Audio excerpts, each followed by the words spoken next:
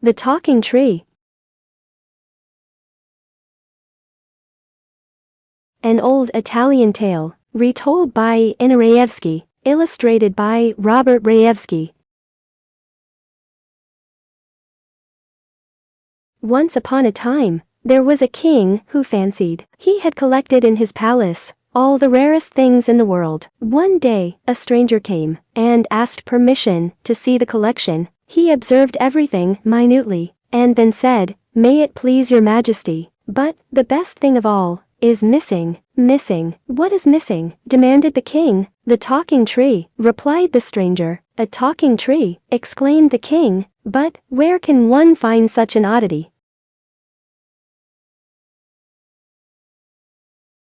"I no longer remember," answered the stranger, "but I have seen it in a forest with my own eyes, and I have heard it with my own ears. It said, 'Ever to wait for what never comes is enough to give one the worst doldrums.'" "Amazing," said the king, his head now spinning from the desire to have this tree in his collection. "I shall see to this matter at once." He clapped his hands, he stomped his foot, and immediately messengers and exploring commissions were sent to all the forests of the world in search of the talking tree. But, as the days and months went by, the messengers returned empty-handed. "You are good for nothing," roared the king. "I shall go and find the talking tree myself, and woe to the stranger if his story is not true." So the very next morning, the king set out in disguise for his long journey. He walked, and at last found himself in a deep forest, where not one living soul was to be seen. Exhausted, he chose a beautiful tree with lush, gently swaying branches, and stretched himself out on the ground beneath it.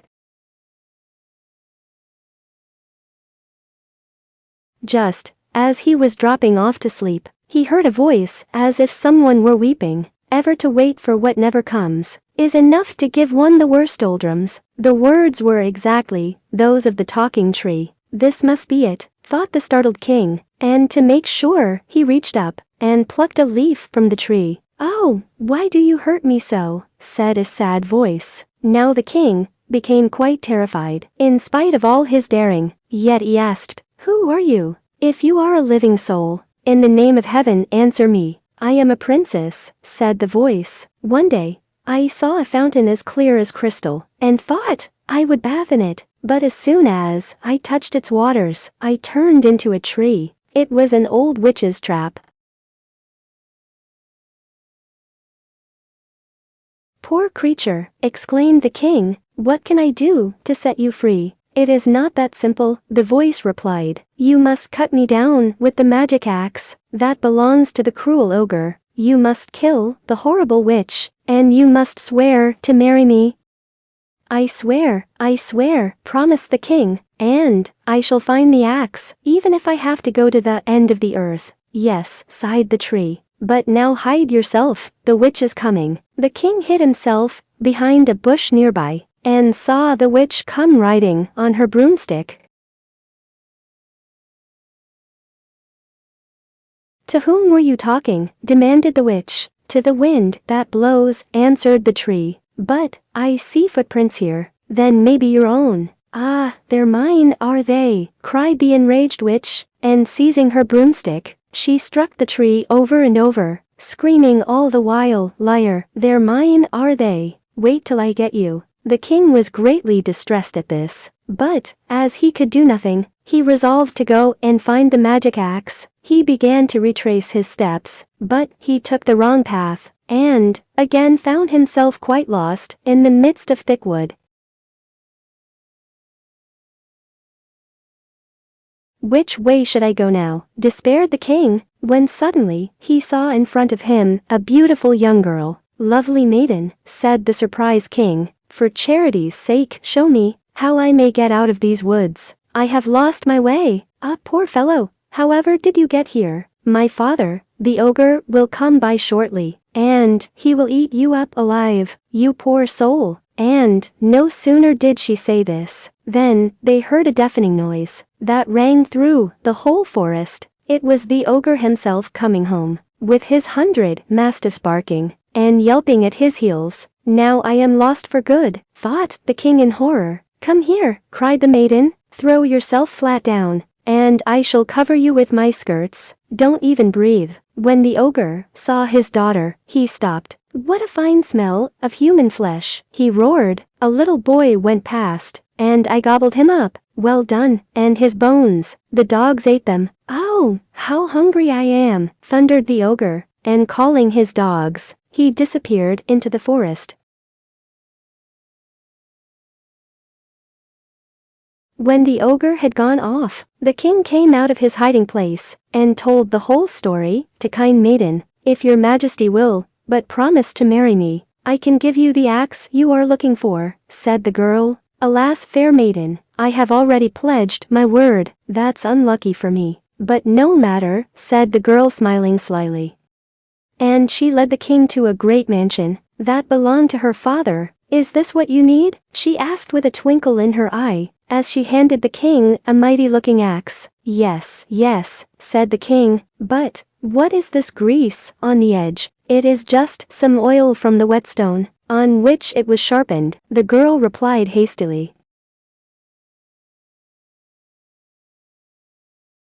No sooner had the king touched the axe, he was back at the spot where the talking tree stood. The witch was not there, so the tree said to him, "Now that you have the axe, take care. My heart is hidden away in the trunk. If the witch tells you to strike high up, you must strike down. If she tells you to strike down, you must strike up, or else you will kill me. And do not forget to cut the nasty old witch's head off with one blow, or she will put a spell on you too." As the tree finished its words, the witch appeared again. "What are you looking for in these parts?" she asked the king suspiciously. "I am looking for a tree to make charcoal," answered the king. Take this one," shrieked the witch, pointing to the talking tree. "Just strike exactly where I tell you, and it's all yours." But the king pretended to miss. "Oh, I am sorry," he said. "Let me try again. A bright star in the sky distracted me." "A star by daylight? That's impossible," shouted the witch, and as she turned her back to look up, the king aimed a mighty blow and cut her head clean off. Thus the enchantment was broken, and from the trunk of the tree, there stepped forth a princess so lovely that one could scarcely look at her. The king, delighted at having saved her, brought her back to his palace and ordered splendid rejoicings and preparations for the celebration of their wedding. When the day came, and the court ladies were dressing the princess in her bridal robes, to their great astonishment, they perceived that she was made of wood. One of them flew to the king. "Your Majesty, the princess is not of flesh and blood, but of wood." The king and his ministers raced to see this wonder. To sight the princess was like a living woman. Anyone would have been deceived, but to the touch she was indeed wood.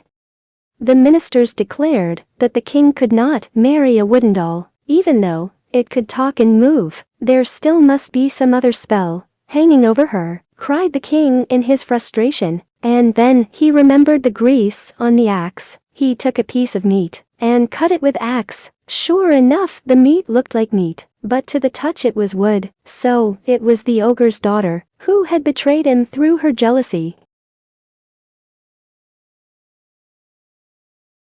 "I must see her at once," said the king, and since he still had the magic axe, his wish was granted immediately. Once more he found himself at the home of the ogre, where to his good fortune only the daughter was at home. "Here is the axe you lent me, lovely maiden," said the king to her, and in giving the axe to her, the king contrived to prick her hand with the point. "Ah, what has your majesty done to me?" cried the maiden. "I am turning into wood." The king pretended to be much grieved.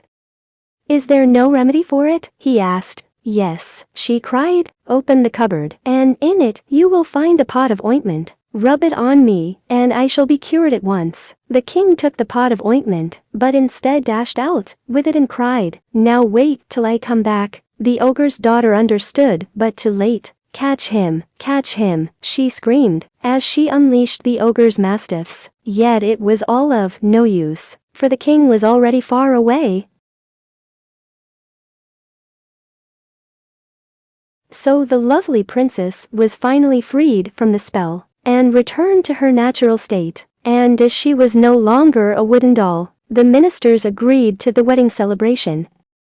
And what a grand celebration it was, with such dancing, feasting, and merrymaking, that everybody remembered it for a very long time. The end. Thank you for watching this video. Please like and subscribe to my channel, and don't forget to click on bell icon to get new video updates.